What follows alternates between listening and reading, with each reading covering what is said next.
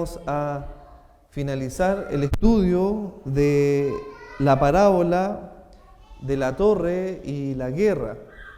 Y esta parábola, lo más probable es que también en sus Biblias tenga el título de lo que cuesta seguir a Cristo, y está en el Evangelio según San Lucas, capítulo 14, versículo 25.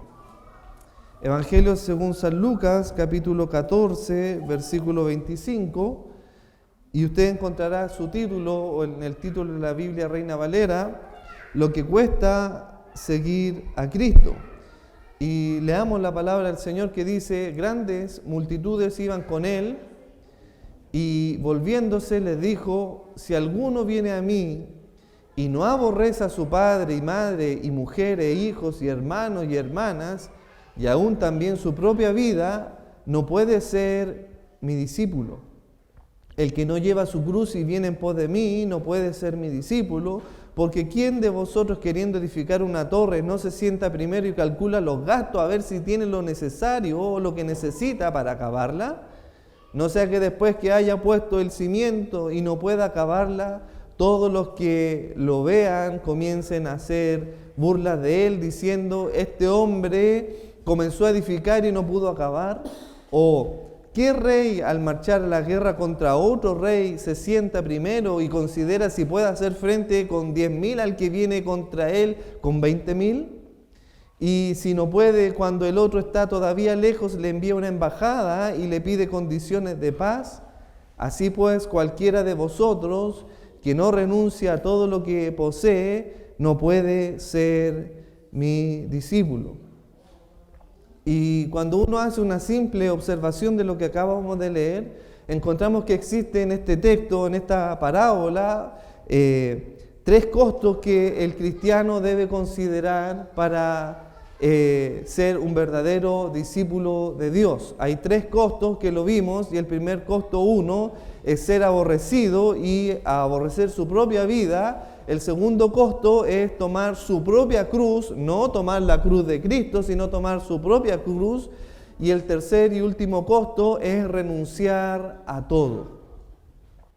Y Jesús, para ilustrar el costo de lo que significa ser un verdadero discípulo de Dios, Él hace o emplea dos parábolas aquí en este texto. Y usted puede observar claramente estas dos parábolas, están en el versículo 28. Esa es la primera parábola, la de un hombre edificando una torre, y la segunda parábola está en el versículo 31 al 32, de dos reyes que van a la guerra. Entonces, el tema central de esta parábola es el costo de lo que significa ser un verdadero discípulo. Y si usted observa en sus Biblias, la frase central o el texto clave o la palabra clave dentro de esta lectura es ser mi discípulo. Y este aspecto está en una forma negativa, de manera que Jesús quiere enfatizar, y de hecho la mayor parte del texto está siendo hablado de manera negativa. Observe, esto usted puede encontrarlo en el versículo 26, al final del versículo 26, no puede ser mi discípulo, al final del versículo 27, no puede ser mi discípulo, y al final del versículo 33, no puede ser mi discípulo. Por lo tanto, no está hablando en un aspecto positivo de sí puede ser mi discípulo, sino que no puede, para enfatizar el costo de lo que significa realmente, como diciendo aquí, usted no puede pagar tal joya porque no tiene el dinero suficiente para hacerlo. Entonces, vemos en esta parábola la intención del Señor Jesucristo de darnos a entender de lo que significa ser un verdadero discípulo del Señor. Y vimos en los estudios pasados el primer costo de aborrecer aún hasta su propia vida y aborrecer todo por seguir al Señor. Ese es el primer costo que debemos pagar. Y es ese término de aborrecer a madre, padre, hijo, hermana y aún su propia vida. Muchas veces los cristianos lo malentienden, porque aquí Jesús está hablando en un lenguaje obviamente que intenta ilustrar o dar a entender o magnificar el sentido de lo que él está aquí diciendo, porque nosotros sabemos que el mandamiento dice que debemos honrar a nuestros padres y aún es más, el Señor nos ordena que debemos amar hasta a nuestros enemigos. Por lo tanto, ¿cómo aquí el Señor nos está diciendo que debemos aborrecer a nuestro padre, madre, hijo para ser un verdadero discípulo del Señor? Entonces entendemos que obviamente aquí se está hablando en un lenguaje para poder ilustrar esto, y vamos un poco a dar el contexto de esto. Vaya usted conmigo a Mateo capítulo 10, versículo 37, para darnos a entender el lenguaje o a qué es lo que se refiere el Señor Jesucristo con esto, de aborrecer. San Mateo capítulo 10, versículo 37. Observe ahí.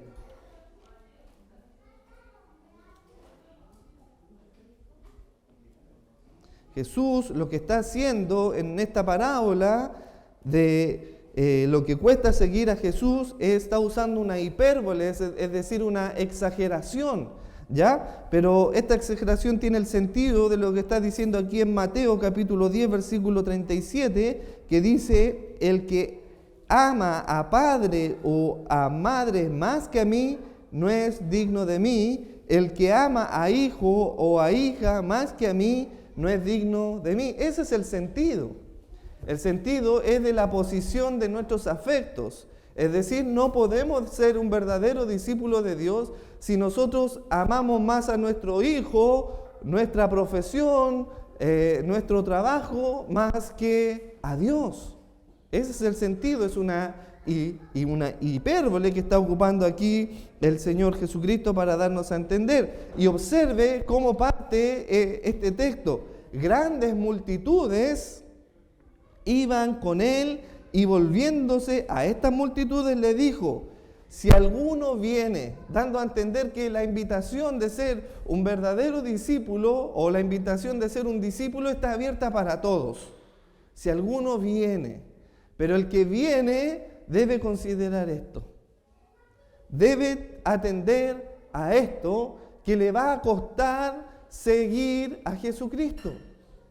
Obviamente, en un falso evangelio y en una falsa religión le ofrecen un Dios a su servicio y no un hombre al servicio de Dios.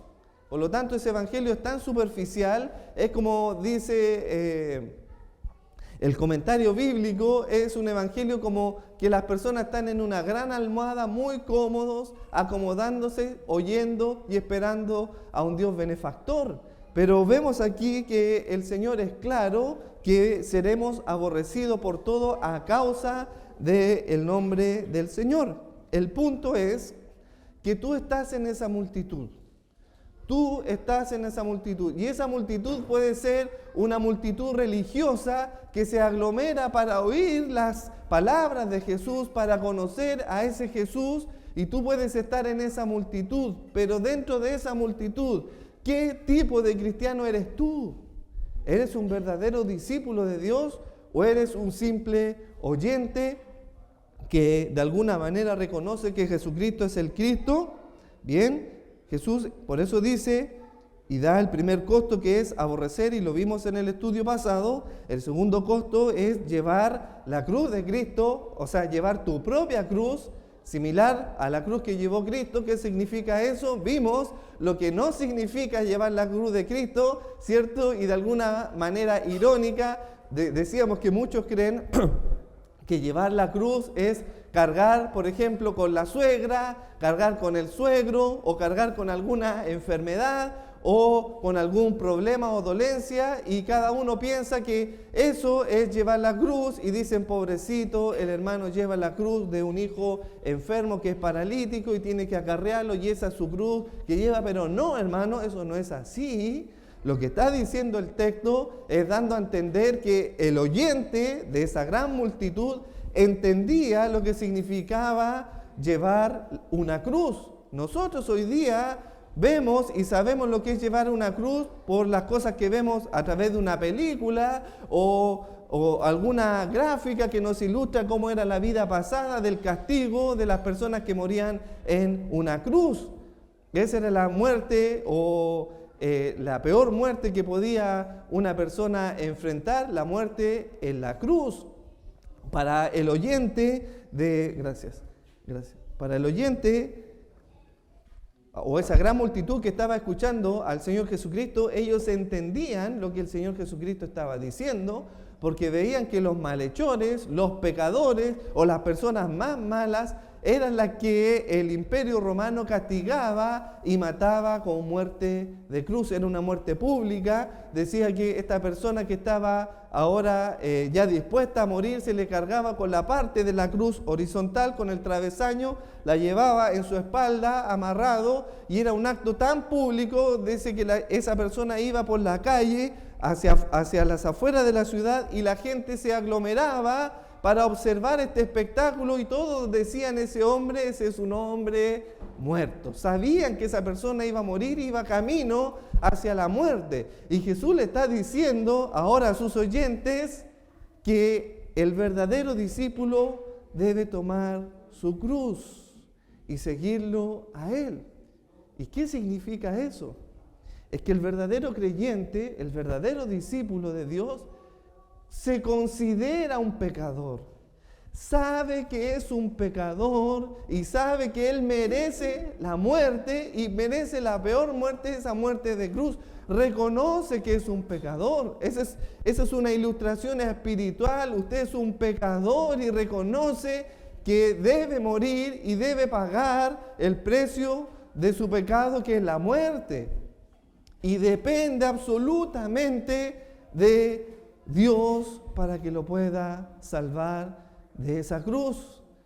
Tomar la cruz es depender de Dios en lo absoluto. Hermano, una persona crucificada está ahí plantada sin poder moverse. Si le pica un ojo, no se puede ni siquiera rascar. Depende de otro que por favor le rasque el ojo, porque está clavado en esa cruz, en una total dependencia al señorío de Cristo, no reconociéndose como alguien bueno, meritorio, de que Dios me escogió, me hizo su discípulo porque soy tan bueno, yo merecía ser discípulo del Señor, porque yo hago esto, hago aquello. No, mentira. El verdadero discípulo se reconoce y necesita de un Salvador, porque sabe que es un pecador.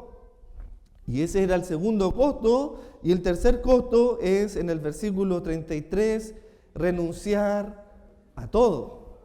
Ese es el último costo que debe pagar un verdadero discípulo, es renunciar a todo. Y hermanos, aquí debemos tener mucho cuidado con malinterpretar la palabra del Señor. Lo que se refiere aquí el Señor no es que usted haga un voto de pobreza. No es que usted venda todas sus posesiones y entregue todo su dinero y lo dé y de alguna manera quede absolutamente sin nada porque usted renunció a todo. No, hermano, no se refiere a eso. Dios no lo está llamando a usted a hacer un voto de pobreza en lo absoluto. Dios no lo está llamando a usted a empobrecerse para así de alguna manera aparentar un sesgo de ser humilde de esa manera, porque créame que he visto personas que son bastante pobres y son realmente soberbias y orgullosas. Por lo tanto, el dinero no hace a la persona humilde, ni tampoco hace a una persona que sea soberbia, sino que es el amor al dinero lo que determina qué tipo de persona realmente es, si humilde o es soberbia. Por lo tanto, aquí lo que está diciendo el Señor, a renunciar a todos, no significa que debes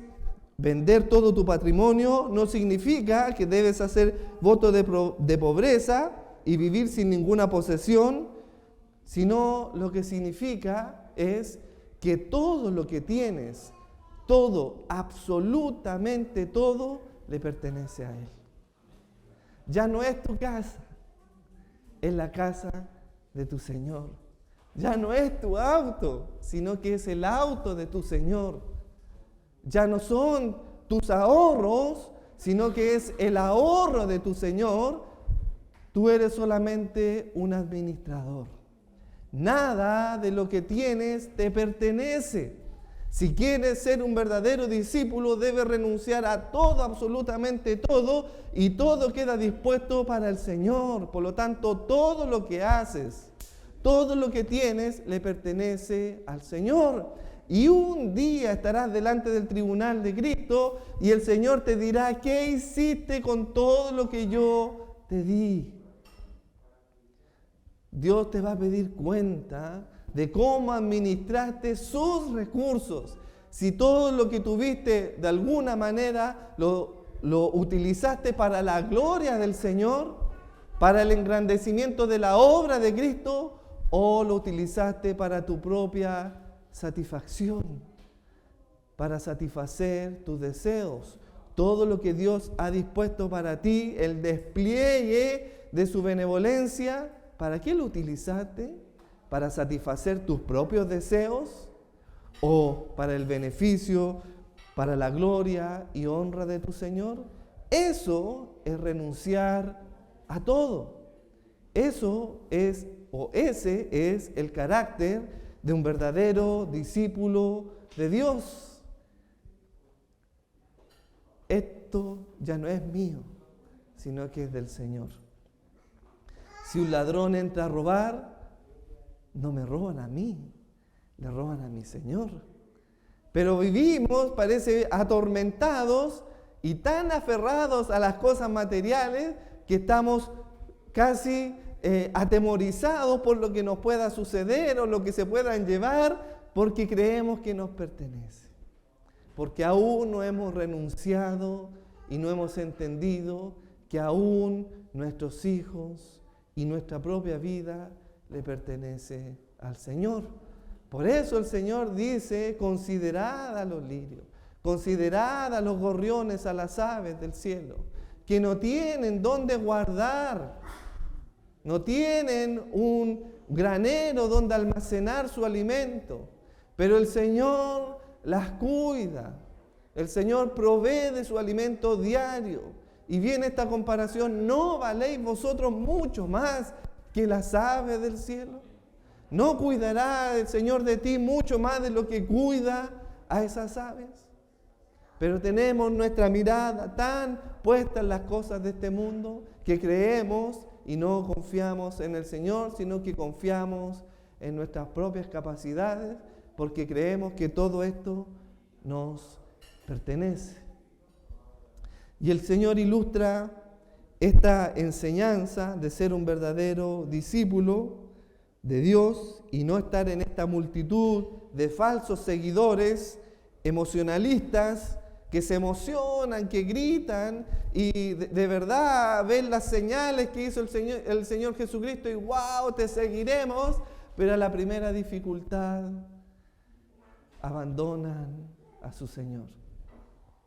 Y el Señor dice en el versículo 28 y da a ilustrar cómo es el carácter de un verdadero discípulo, porque dice: ¿quién de vosotros, queriendo edificar una torre, no se sienta primero y calcula los gastos a ver si tiene lo que necesita para acabarla? Y me encanta esto porque, mire, dice: ¿quién de vosotros? ¿A quién se refiere? A esta multitud, a los que dicen seguir a Jesús. ¿Quién de vosotros? Y aquí hay una palabra clave. Observe la palabra clave en sus Biblias: calcular. Obvio, miren lo que hace para... Se sienta primero. Es como decir: momentitos, mira, siéntate primero. Siéntate y piensa lo que vas a hacer. Piensa que tú vas a seguir al Señor. Observa dónde Él terminó, por favor, obsérvalo. Él terminó clavado en una cruz. Él terminó lacerado. A Él lo maltrataron, lo escupieron. Por decir la verdad, por vivir en integridad. Piensa, siéntate, por favor, momento, antes de decir que quieres seguir a Cristo. Observa su final. Observa su vida. Obsérvalo a Él y medita primero si tienes suficiente para seguir ese camino. Si tienes suficiente para acabar lo que quieres comenzar. Y John Stott, me encanta, él dice que respecto a este texto, él hace un imaginario, dice. Este es el paisaje de la cristiandad. Este es el paisaje de los que dicen ser cristianos, de los cristianos nominales. De esos cristianos que dicen que va una persona y le hace una encuesta a su puerta, y toca la puerta y abre, usted le dice, ¿de qué religión es? No, es católico, budista, hinduista, musulmán, es cristiano. No, yo soy cristiano. Perfecto, lo ponen como cristiano, pero su vida, todo lo que hace, está totalmente alejado de ser un verdadero cristiano. Ese es un cristiano nominal que se dice ser cristiano, pero su vida no se conduce y no está de acuerdo con la vida de Cristo. Y las iglesias están llenas de cristianos nominales. Y eso es lo que dice John Stott: en el paisaje de la cristiandad de estos cristianos nominales está lleno de torres a medio terminar. De torres a medio terminar. No sé si usted entiende esto. Yo no sé, he pasado por la carretera, la autopista del Sol, y vi por muchos años unas construcciones de unos edificios abandonados que estaban ahí cerca de la localidad de Talagante, año tras año. Ahí estaban los edificios sin terminar, sin sus ventanas, porque nos dio el dinero para poder concluir esa obra. Y es así lo que está ilustrando el Señor Jesucristo. Muchos cristianos comienzan diciendo ser cristianos y seguir a Cristo y empiezan a edificar sus torres. Esa apariencia de ser cristianos. Pero a medio camino todo queda ahí.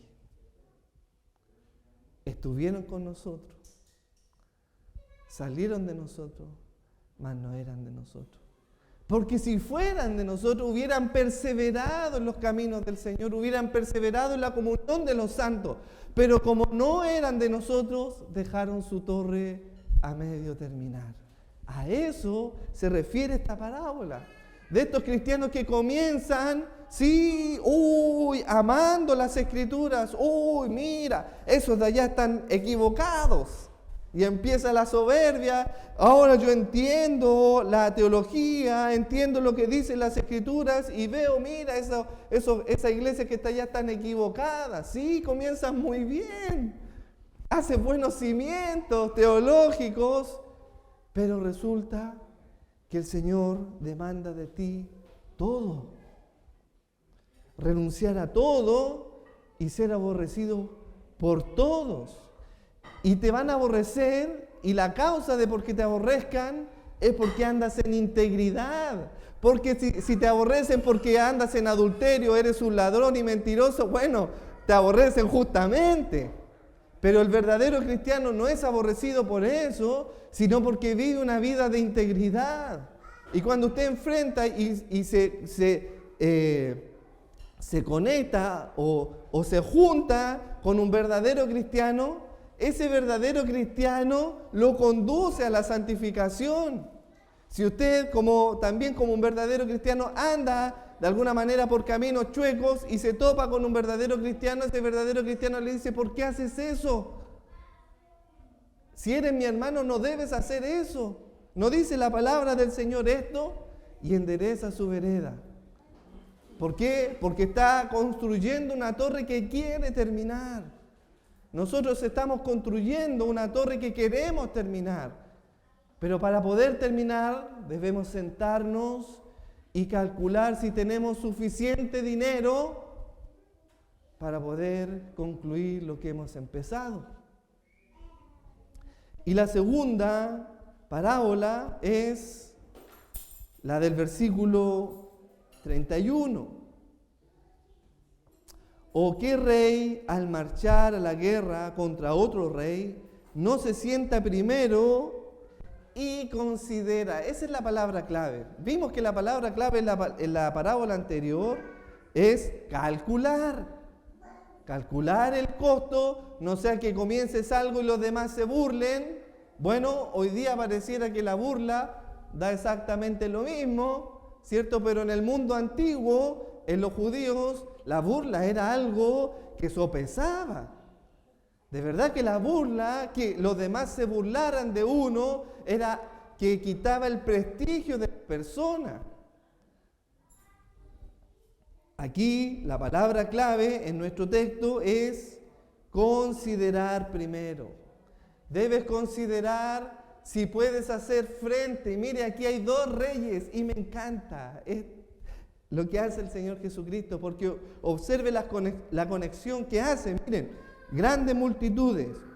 Si alguno viene a mí, versículo 26, de estas multitudes, versículo 22, y el que de estas multitudes quiere venir, versículo 28, ¿quién de vosotros? Versículo 28, y el versículo 31, ¿o qué rey? Hermanos, usted es ese rey que tiene 10,000 soldados solamente. Se cree rey y amo, Señor, de su vida. Usted reina en su hogar. ¿Ah? Aquí mando, yo sigo siendo el rey, como dice una canción por ahí. Usted es ese rey que va a hacer frente a otro rey, pero resulta que ese otro rey viene con un ejército mucho más grande que el de usted. Y usted no puede hacer frente a ese rey.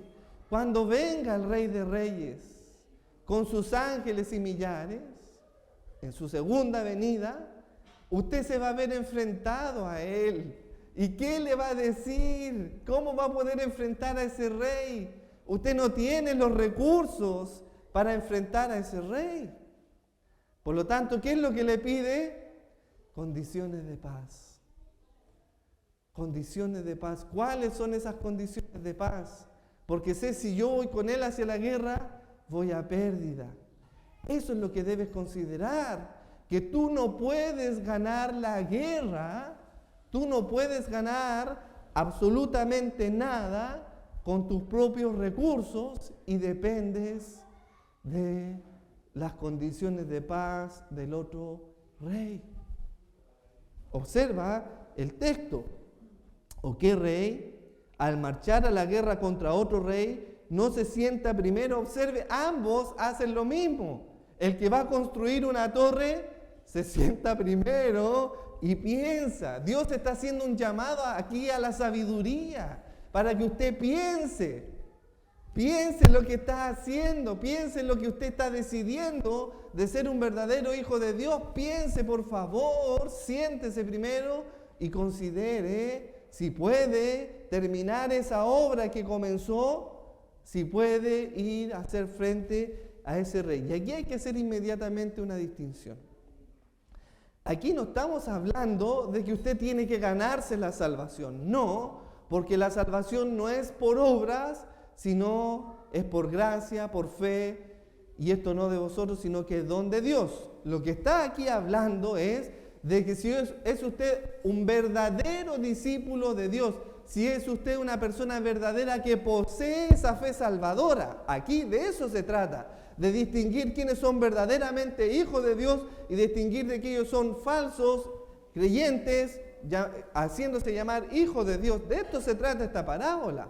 Porque sabemos, hermanos, que el que comenzó en vosotros la buena obra, dice que la va a perfeccionar y la va a concluir hasta el final. El que comenzó en vosotros la buena obra la perfeccionará y la va a terminar hasta el final. Por lo tanto, la obra que Dios comenzó en su vida, Él la va a concluir.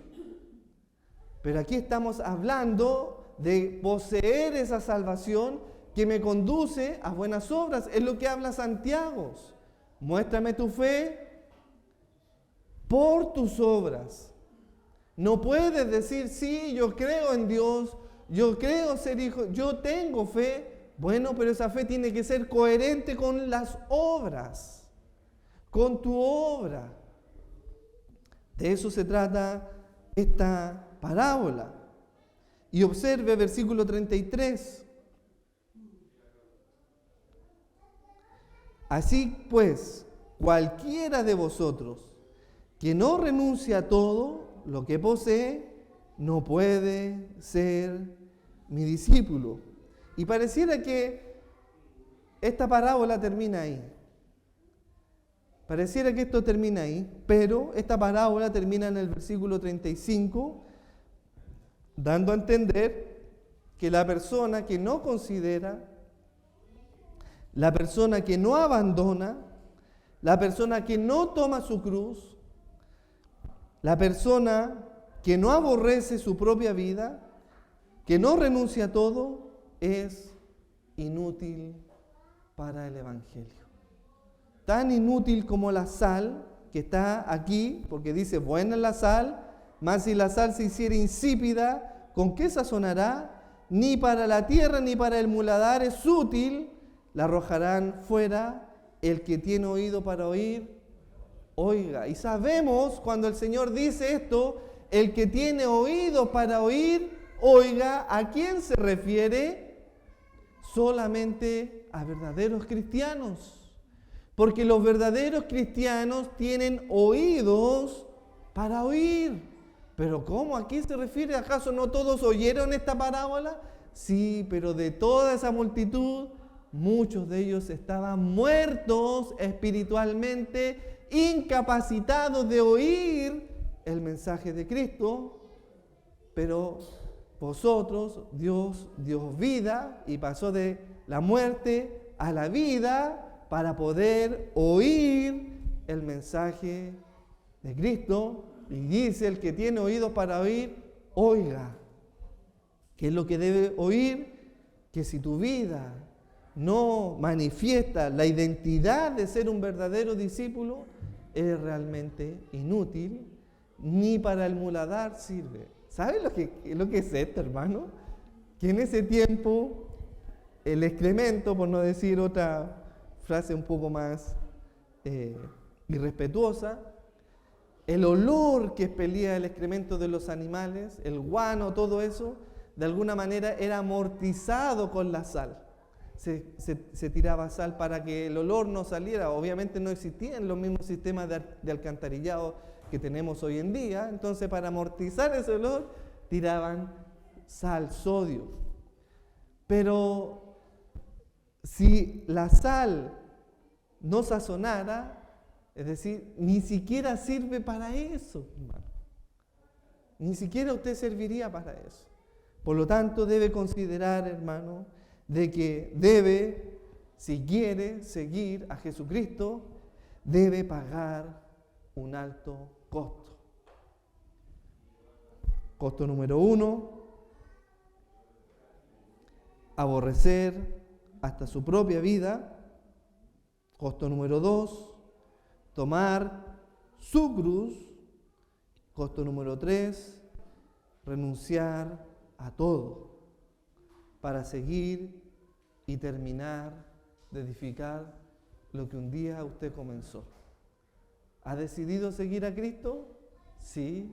¿He decidido seguir a Cristo? Bueno, ¿sabe que debe terminar lo que ha decidido comenzar? Sí. ¿Tiene un alto costo? Sí. ¿Te van a humillar? ¿Te van a vituperar? Porque los que quieran, como dice Pablo a Timoteo, vivir en este siglo de manera piadosa, es decir, en el Evangelio, padecerán persecución. Esa es la promesa para los verdaderos discípulos de Dios. Padecerán persecución. Hermano, yo pensé que al venir a la iglesia se me iban a solucionar todos mis problemas. Yo pensé que al venir aquí a Cristo todos mis problemas se iban a... No, hermano. No es el propósito del Evangelio. El propósito del Evangelio es la vida eterna. Y la vida eterna consiste en que le conozcan a Él. En esto consiste la vida eterna, que le conozcan a Él. Porque usted puede tener todo solucionado en esta tierra, pero terminar en el infierno. ¿De qué le sirvió entonces vivir una vida cómoda, una vida sin problemas, si al término de su vida termina en el infierno? Qué triste sería, ¿no es cierto? ¿No es esa parábola de Lázaro y el rico, con todas sus posesiones y comodidades, abrumado en el infierno, atormentado, terminó en ese lugar? Y ese hombre que padecía de enfermedades, pero era conocido por el Señor. porque era un verdadero discípulo de Cristo. Finalmente, la pregunta para nosotros: ¿has renunciado a todo lo que tienes? ¿Has tomado tu cruz? ¿Has considerado que debes aborrecer hasta tu propia vida? ¿Si has renunciado a todo? ¿Cómo estás manejando tus posesiones? ¿Las inviertes para la gloria de Dios o para autosatisfacer tus propios deseos? Y no estamos hablando aquí del diezmo ni de las ofrendas, porque sabemos y no creemos en eso. Sabemos que uno debe ofrendar de corazón. Estamos hablando de aquí de que si tu vida está bajo el dominio y señorío de Cristo, porque eso te hace ser un verdadero discípulo del Señor. De eso se trata esta parábola que hemos estudiado en el día de hoy. Le invito a que oremos al Señor.